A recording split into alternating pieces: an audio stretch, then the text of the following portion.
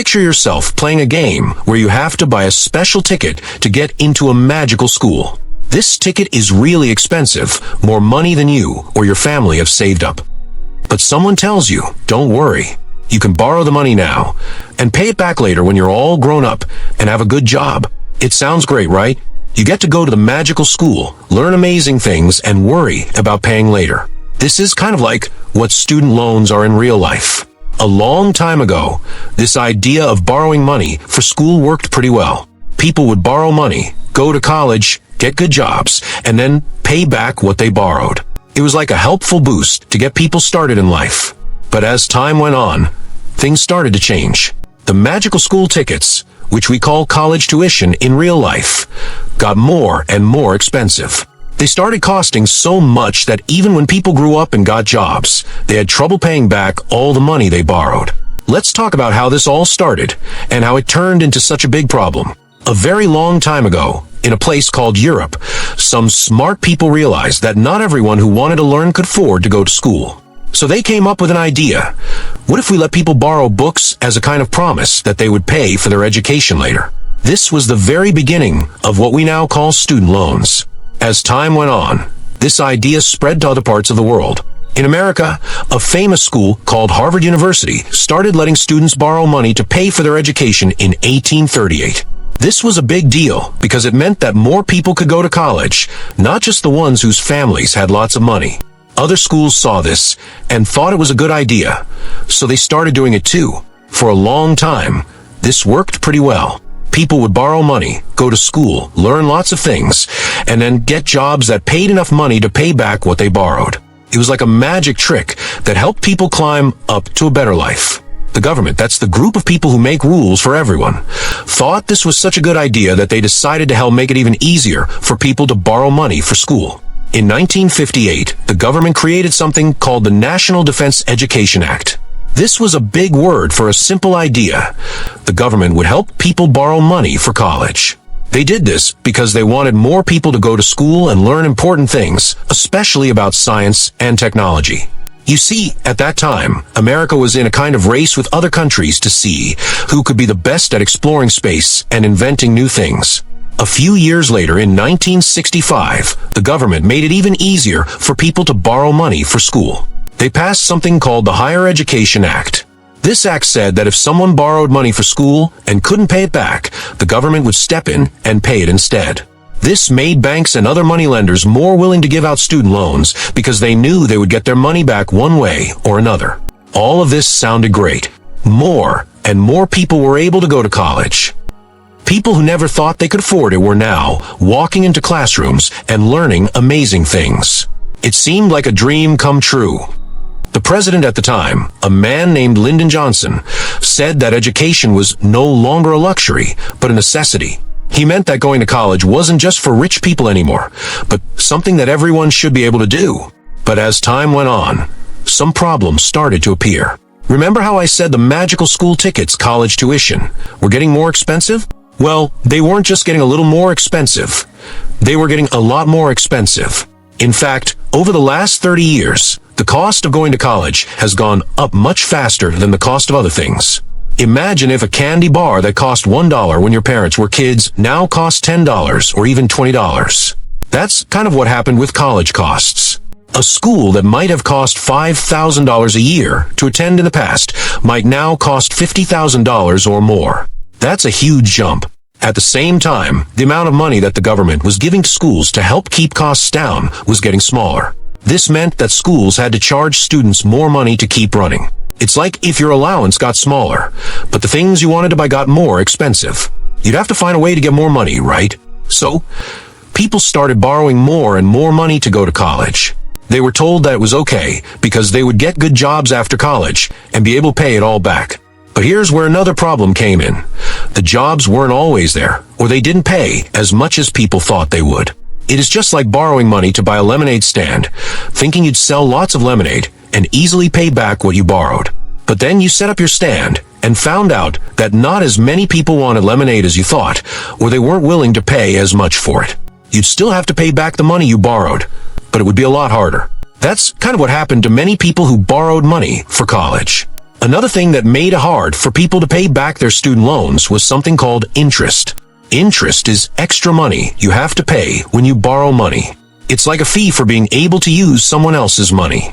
The longer it takes you to pay back the money you borrowed, the more interest you have to pay. Many people didn't realize how much this interest could add up. Let's say you borrowed $30,000 for school. You might think, okay, I'll just need to pay back $30,000.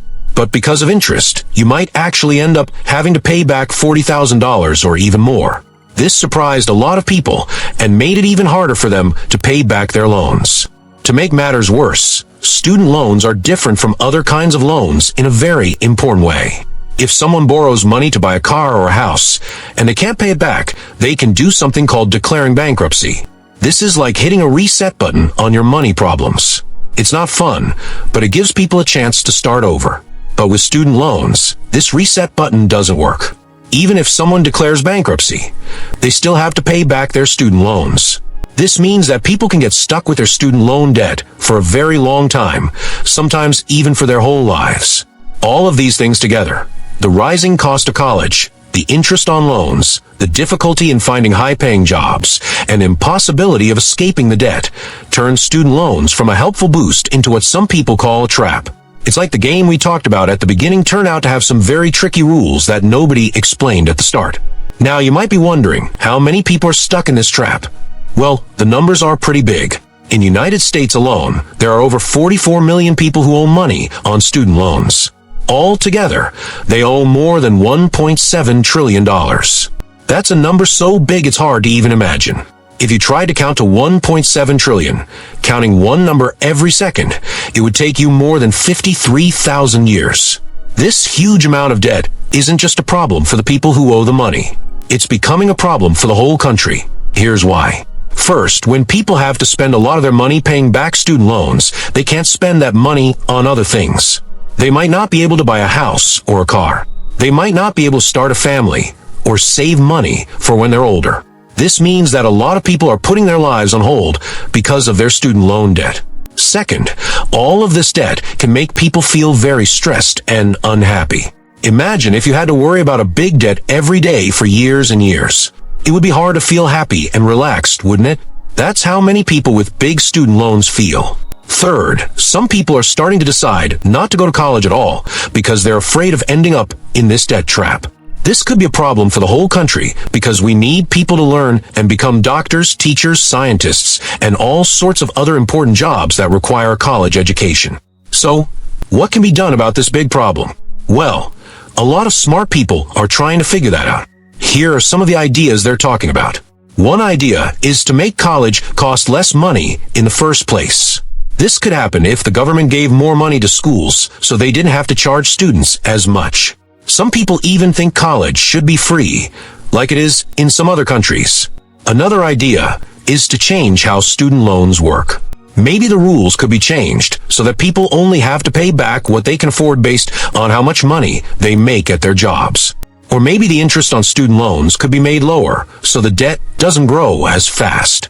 Some people think there should be better ways to teach young people about money before they decide to take out student loans.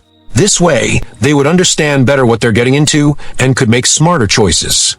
There's also talk about forgiving some or all of the student loan debt that people already have. This would be like pressing a giant reset button to give people a fresh start. But this idea is complicated because it would cost a lot of money, and not everyone agrees on whether it's fair or if it would really solve the problem in the long run. Another interesting idea is to come up with completely new ways to pay for college. For example, instead of borrowing money, students might agree to pay a percentage of their income for a certain number of years after they graduate. This way, if someone doesn't end up making a lot of money, they won't be stuck with payments they can't afford. Some people are also looking at ways to make college itself less expensive. This might include using more online classes or finding other ways to teach that don't cost as much money. All of these ideas have their own good points and problems, and there's a lot of debate about which ones would work best. It's a tricky situation because any big change could have effects that are hard to predict. While all of this is being figured out, millions of people are still struggling with their student loans. Some are having to make hard choices, like whether to pay their student loan bill or buy food. Others are putting off big life decisions, like getting married or having children, because they feel they can't afford it with their student loan payments. It's important to remember that behind all the big numbers and complicated ideas are real people with real lives. Each person struggling with student loans has their own story. Maybe it's a teacher who loves their job but can barely make ends meet because of their loan payments. Or a doctor who spent many years in school and now has so much debt that they're not sure they'll ever be able to buy a house. Or it could be someone who had to drop out of college because of a family emergency and now has debt but no degree to show for it. These stories show us that the student loan problem isn't just about money. It's about people's hopes and dreams, and how debt can make those dreams harder to reach. It's about the kind of society we want to have. One where education opens doors for people, or one where it can become a heavy burden. So, what happens next? Well, that's something that everyone, students, parents, educators, and leaders, will need to work on together. It's a big, complicated problem, but that doesn't mean it can't be solved. It might take new ideas, tough decisions, and a lot of hard work, but finding a solution is important for the future of education and for millions of people's lives. In the meantime, if you're thinking about college or know someone who is, it's important to think carefully about the costs and the loans. Remember, borrowing money for school isn't necessarily bad. Education is very valuable. But it's important to understand what you're getting into and to make smart choices. Maybe you could look for scholarships or grants. That's money for school that you don't have to pay back. Or you might consider starting at a less expensive school and then transferring to a more expensive one later. There are also programs where you can work while you're in school to help pay for your education. Whatever choices you or others make about education and student loans, the most important thing is to be informed. Ask questions, do research, and don't be afraid to talk to adults you trust about these big decisions. The story of student loans is still being written. Right now, it might seem like a story with a lot of challenges and difficulties. But with new ideas, hard work, and a commitment to making education accessible to everyone, we can hope that the next chapter of this story will be a brighter one. Maybe someday, we'll figure out a way for everyone who wants to learn to be able to do so without worrying about being trapped by debt. In the end, education is about more than just money. It's about growing as a person, learning new things, and preparing for a future full of possibilities. The challenge we face now is figuring out how to keep those possibilities open for everyone, regardless of how much money they have. As we work on solving this big problem, it's good to remember why education is so important in the first place. It's not just about getting a job or making money. Education helps us understand the world better. It teaches us how to think critically, solve problems, and come up with new ideas. It introduces us to new perspectives and helps us appreciate the diversity of the world around us. Education can inspire us to dream big and give us the tools to turn those dreams into reality. That's why finding a solution to the student loan problem is so crucial. We want to live in a world where anyone who wants to learn and grow through education can do so, without fear of being trapped by debt. We want a world where education opens doors instead of closing them, where it lifts people up instead of weighing them down. This might seem like a big, overwhelming problem, and in many ways it is. But it's important to remember that big problems can be solved when people come together, share ideas, and work towards a common goal. Throughout history, societies have faced big challenges and found ways to overcome them.